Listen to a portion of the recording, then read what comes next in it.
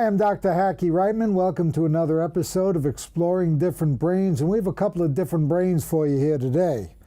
We have Eric Zimmerman, and we have Sean Jenkins who's with him here today too. Eric, tell us how this whole thing got started. Come on, tell them about yourselves. So as far as the Buddy Project? Absolutely. Tell us about the Buddy Project. I started the Buddy Project back in 2007 while I was working for a nonprofit that's actually just based a little south of here, Best Buddies International. We take computers, we rehab them, and put them in the homes of people with intellectual and developmental disabilities, mostly working with people with developmental disabilities. And what year did you start that? 2007. 2007. How's it going? The last 8 years have been interesting. At first, when I started the organization, I thought we were really going to go out, work with the individuals, and make money off of grants, but that wasn't so. That didn't happen the way I would like it. Instead, we kind of had to diverse in different ways of getting money, such as we sell computers. We created something called Old Farm Computer, where we sell computers to people who otherwise wouldn't be able to afford a computer, but doesn't qualify for our program. They don't have a disability. So you have two different companies. You have it's a the same company. Not-for-profit or a for-profit? They're both nonprofit. It's just the one, it's a brand underneath the Buddy Project called Old Farm Computer, where we take these computers, all different types, refurbish them, and we sell them to make money for the Buddy Project. Yeah, buy parts for other computers, pay for business expenses and whatnot, fees. So we're able to, at the same time, offer someone who otherwise want to be able to afford a new computer something that's just as nice as a new computer, at the same time while helping the Buddy Project. And so we started doing that about 5 years ago. And we're still not, we have a lot of issues with growing pains. And I didn't think of that when I started the organization. I thought it was going to be smooth sailing. It's been issues as far as keeping funding coming in, and we're under a $25,000 organization a year. I think we might have just hit the $25,000 mark, and so I'm on disability. I don't like to always volunteer that info, but I'm on disability, and then I make very little through the Buddy Project. So right now we're based out of my parents' house. And I'm lucky enough that they let me run the business out of their house. Well, listen, Steve Jobs started in a garage with Wise. You guys are starting. It's not how you start the game; it's how you finish. Yeah, we need to start a capital fund where we're going to get money to get a building, because we need to do that. My parents are aging, and but we've helped people through people with special needs come and recycle with us, take computers apart we can no longer use, put them in computers we can, and helps them get job skills. A lot of these individuals are otherwise, they haven't been able to get jobs elsewhere, so they're able to come and at least get something on their resume and interact with other people. So let's back up a little bit. Before you started the Buddy Project to help all these other people, you yourself were diagnosed with Asperger's? Yeah, so I was diagnosed rather late. I was diagnosed in high school with having Asperger's. I had a very turbulent childhood, and I'm actually on a speaking tour talking about my childhood and how, because autism wasn't really known as much so back when I was a child. I'm 28 years old. So when I was when I was a little child, it wasn't really known, and so they diagnosed me with having ADD and having all these other things, which, yeah, I may have, like obsessive compulsive disorder. I have a really bad anxiety disorder. But all the other things, it just kind of they didn't know I was on the spectrum. So it took actually until I seen a certain doctor, and his wife worked with a lot of kids on the spectrum. And he's like, I really want you to talk to my wife. He was the kind of the old-fashioned psychiatrist where he would also do therapy. And so him and I would just sit around, talk for an hour, and then he would give me my prescriptions. But after all the things I would tell him and all my obsessive interest in the things and my knowledge in the things and the way a lot of the social issues that I have, he was like, you really need to talk to my wife. So I left my therapist that I had for like 7 years at the time, and went and spoke to his wife, and she was very helpful, and she was able to helped me with a lot of things, and said, yeah, you're definitely on the spectrum. And later on, I was also had officially diagnosed by the state of Maryland as having that. I had to go through special testing, from a psychologist, and they charge your arm and a leg for it. But in order to get some of the services I did get, I had to go and do that. Now you've got some speaking engagements down here in Florida. Tomorrow I'm at the ARC of Broward County. They're a great organization. Yeah, I've been in contact with them. I go around the entire country. Last year I spoke at UC Davis. I was at the Wharton School for Business in Philadelphia. Up in Massachusetts, speaking with the ARC up there.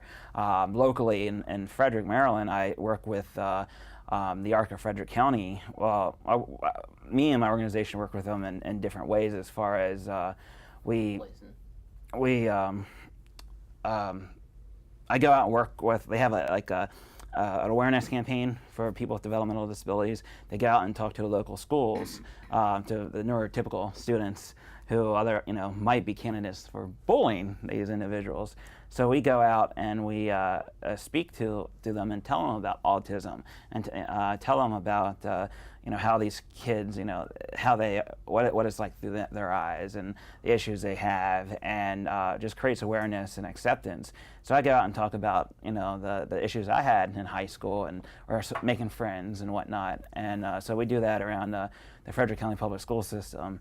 And then we also work with the ARC. A lot of their individuals will come and volunteer with us. A lot of the people that they do case management for, and we have also recently started teaching IT. A+ certification curriculum to some now, of these individuals. What is your own educational background, Eric? Well, my own self-taught? I went to school formally to become a computer technician. Everything was done in high school, and then I got involved with the nonprofit Best Buddies, and I kind of just fell in love with the organization. I felt at home, and then I ended up. Long story short, I can talk all day about it, but I ended up getting a job in the Baltimore office, and it was through a lot of persistence. I just want to go away, so they finally hired me, and I took a special interest in nonprofit development, and basically I learned kind of how to run a nonprofit. So while I was working there, I thought I was going to work there for my entire life, and I thought I would eventually move down to Miami and work with them at headquarters, but while I was working there, I did a lot of database entry, a lot of the membership applications we would have to do. And I noticed a lot of the people we served didn't have adequate access to technology, or they're slower learners, or they had different barriers. And so at the time, they had to share a computer with their parents or their siblings, and they weren't really getting the time they needed to really use a computer. And then the older individuals are in group homes or living by themselves and couldn't afford a computer. So I've seen a lot of these computers being thrown out and whatnot. I've seen them on Craigslist. People are just throwing stuff out. And I loved working in IT. I loved working with my hands. And I love the nonprofit field, and I love working with people with special needs. And so I have a passion for it. So I thought, why not come up with this idea where I take these computers that are otherwise being thrown out, that are perfectly good, people are getting rid of, refurbish them, put Windows on them, and put them out in the homes of people with special needs. And so I started doing that. I came up with the organization name, got a logo together, got some people to serve on a board. And so at that point, I was kind of on the back burner. And then recession was kind of going on, and I was laid off from my job at Best Buddies up in Baltimore. And I was like, well, what am I going to do? At the point, I was already on disability, so I was no rush to go, and I lived with my parents. So there was no rush to, like, all right, I need a job right now.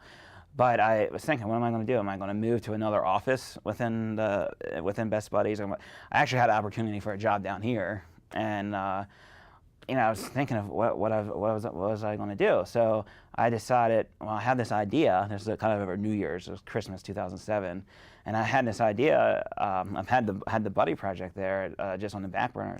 Why not just run with this?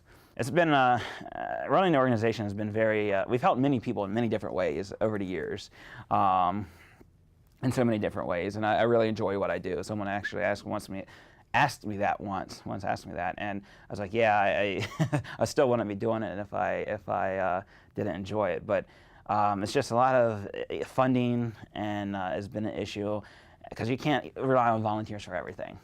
And then funding's been an issue, and then just general growth, issues with growth, and So issues. you speak around the country, huh? Also. Yeah. So that's part of the program. We started doing that about a year ago. People always told me you should go talk about what you do. You should go talk to others, and so I have a special interest in going to the support groups, autism support groups around the country, and talking to parents of individuals that have been just diagnosed. Now, how do our viewers who are interested in getting in touch with you, how do they get in touch with you? Well, you can learn more about the program at thebuddyproject.net.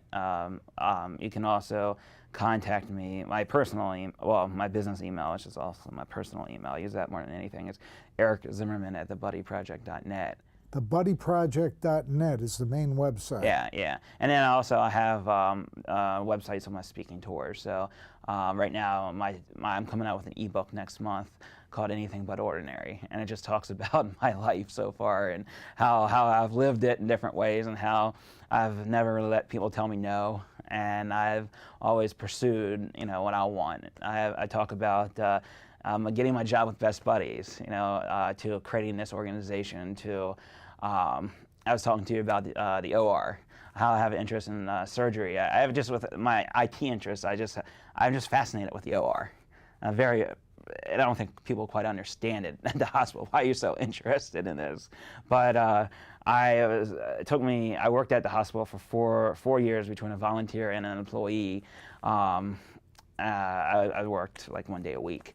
The money really didn't matter when I was paid because it was so little, but I enjoyed it, and I made a lot of friends. But it took me 3 years to actually, or about 2.5 years of talking to the OR nurse manager for her to finally sit down and talk to me. I would email her, I would never met her, but I would email her every 6 months and say, I want to do this job called OR processor, where basically you're just turning rooms and getting patients and prepping patients, and very menial job, but I wanted to get in, I want to get my foot in the door. Let me tell you, there's no menial job in the operating room. They're all important. It's a whole team effort in there. I really wanted to get in the door doing that, and I was willing to do it for free, but of course for insurance regulations, you have to be an employee, and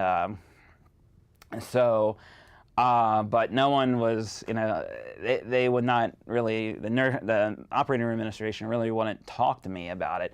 I really didn't get to meet them, and so every 6 months I would contact them and oh, we don't have any money in the budget, or we don't have anything right now, and then, or sometimes she would just ignore me, and then so I would take her candy.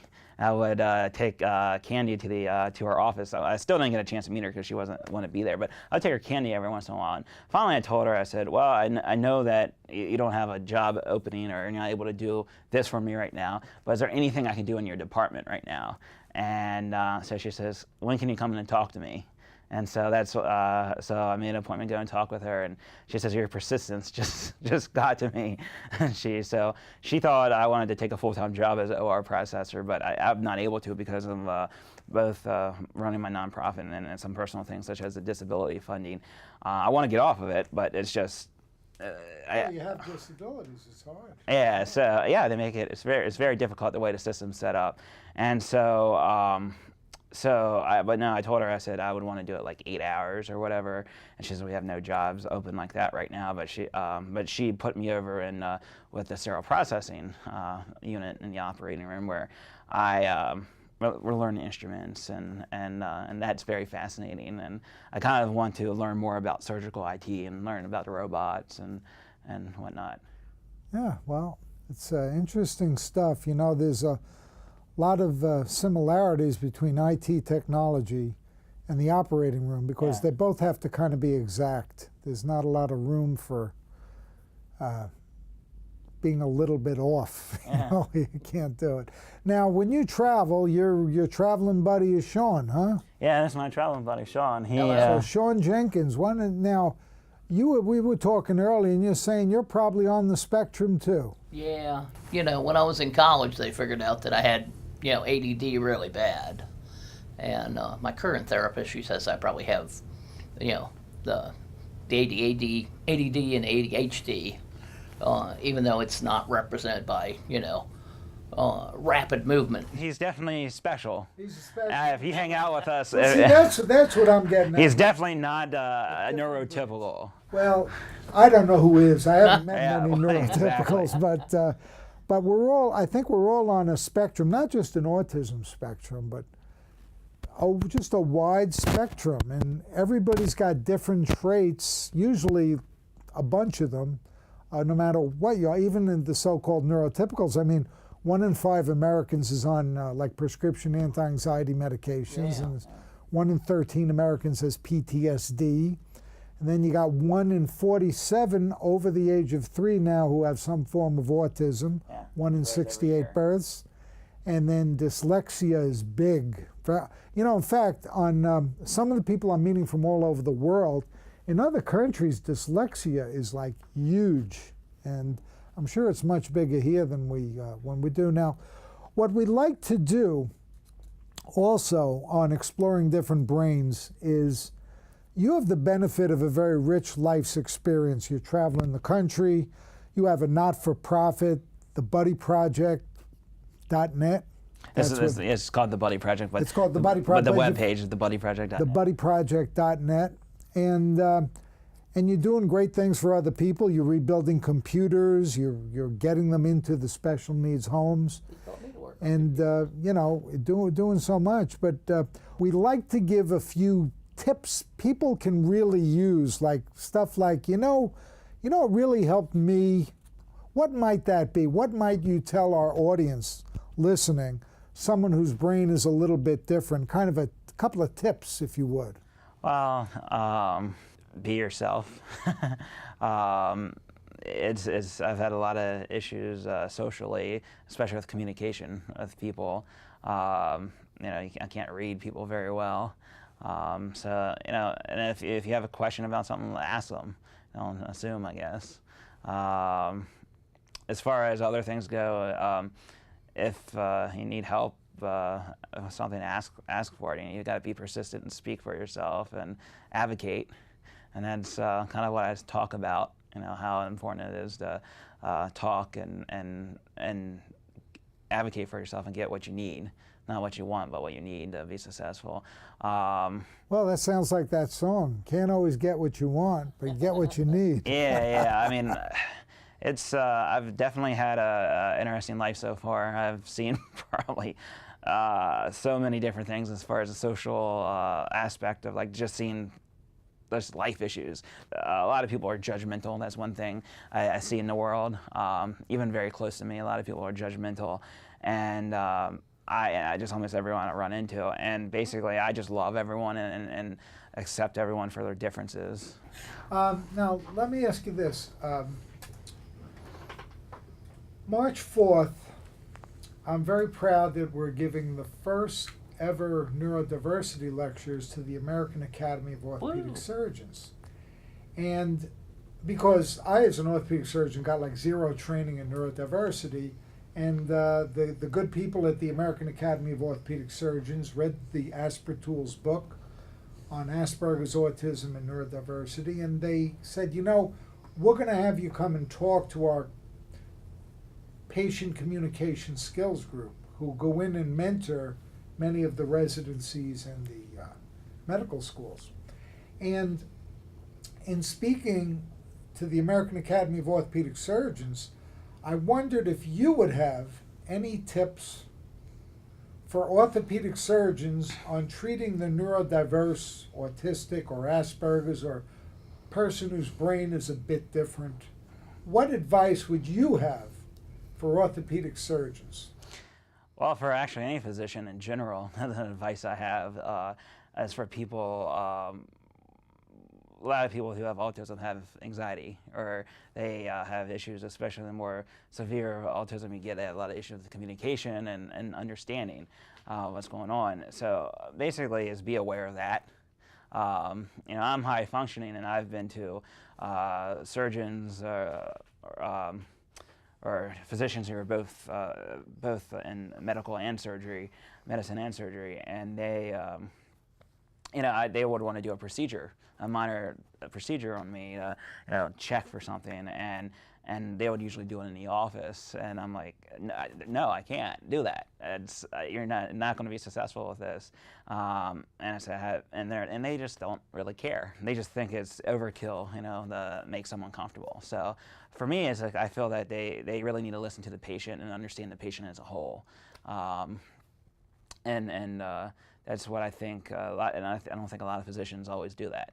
I'm also going to be speaking in Chicago to the Special Care Dentistry Association. You, whose brain is a little bit different, you have Asperger's, you have anxiety, and there's a reason I made anxiety the first chapter in Asperger's. Yeah, I have to go to the operating room, and that's one reason I became fascinated and learned about the operating rooms, because I had to go to the operating room for such small things, because I would need to be anesthetized for such small things. Is there any way a dentist could treat you without taking you to the operating room? Well, became a big thing recently, as you know, is a specialty in working with people with autism in dentistry. Up in Frederick, where I live, we have a dentist who actually goes to the operating room and works with kids with autism. For me, it's really strange. I've never had, all right, I enjoy getting my teeth clean. I don't know, I just like the feeling of it. Sometimes it hurts a little bit. But if I have to have a cavity, which I've never really had, then at that point, I'd have to go to the operating room. Tell us why, because from my perspective, I think it's multifactorial. I think that in retrospect, the people I treated who I did not know were on the spectrum, the young patient who would be screaming when you just took a cast cutter, and I didn't realize the senses were hyper to sound, to vibration, to all of that, the lack of preparation for them, not having them come in with their family a couple of days early just to feel comfortable. Yeah. Or a lot of times even have their family member with them. There's a lot of, especially being an adult, a lot of places you go where, I would need my mother, or I need someone with me. A lot of places, leave your mother out there. We're gonna get the IV started or do this. Like, that's as far as surgery goes. They don't understand. Like, I need my mom, or I need someone with me.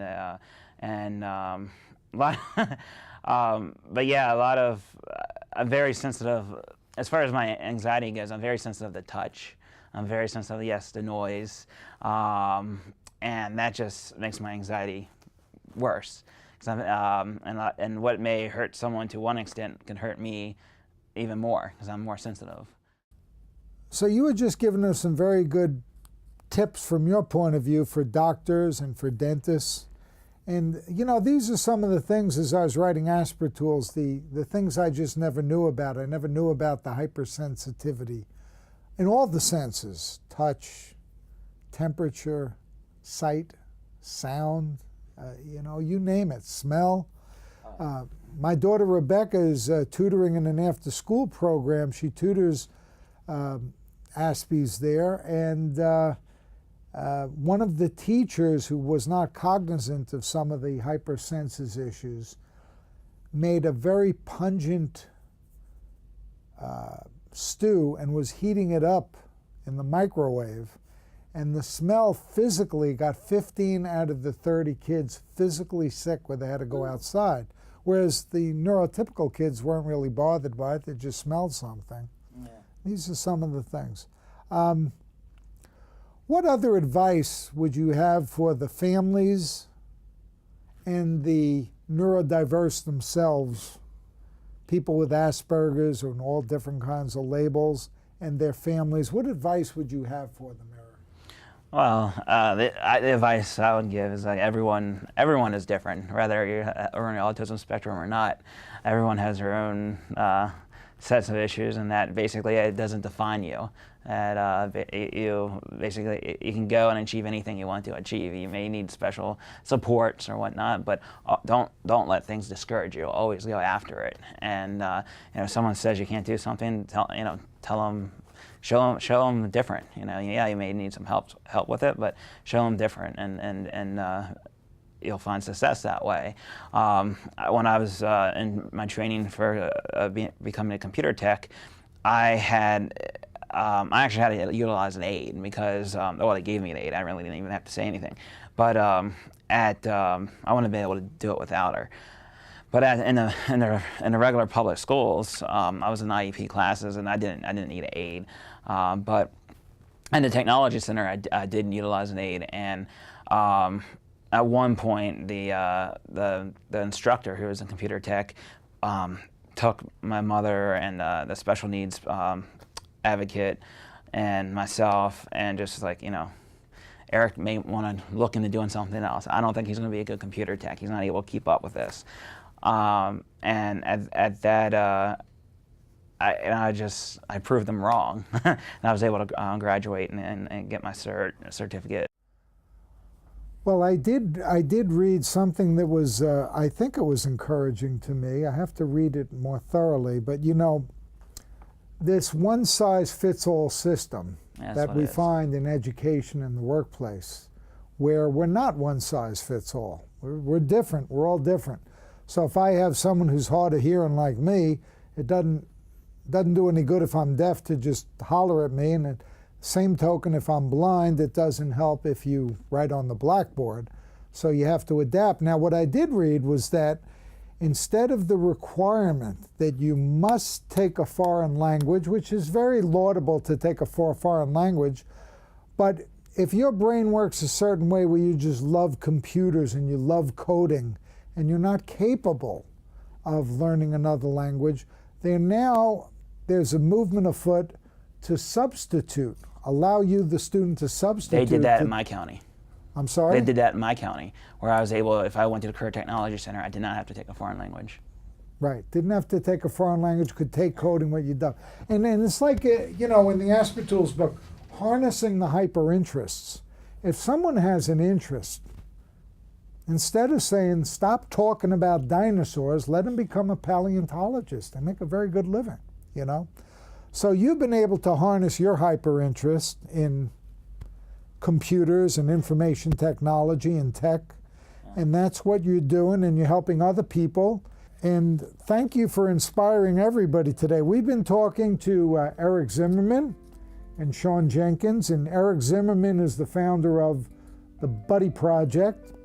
We'll encourage everyone to go to the website, thebuddyproject.net.